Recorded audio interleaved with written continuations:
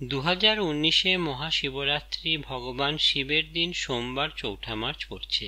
তাই শাস্ত্রকারদের মতে এই দিন শুভরাত্রি হওয়ায় তা অত্যন্ত শুভ ফল আপনাকে প্রদান করবে।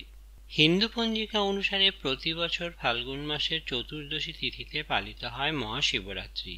শিবরাত্রিতে যদি আপনি রাশি অনুযায়ী পুজো করেন তাহলে মনোমত ফল লাভ করতে পারবেন।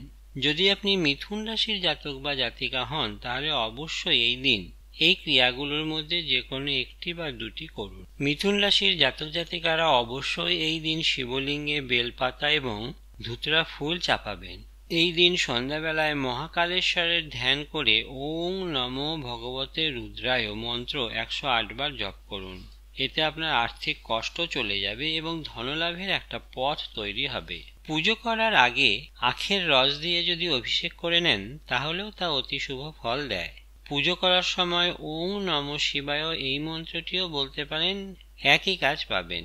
মিথুন রাশির স্বামী গ্রহ হলো বুধ, তাই আপনারা এই দিন আখের রস দিয়ে কোনো অভিজ্ঞ ব্রাহ্মণের সাহায্যে মহাদেবের অভিষেক করেন তাহলে আশা অনুরূপ ফল পাবেন।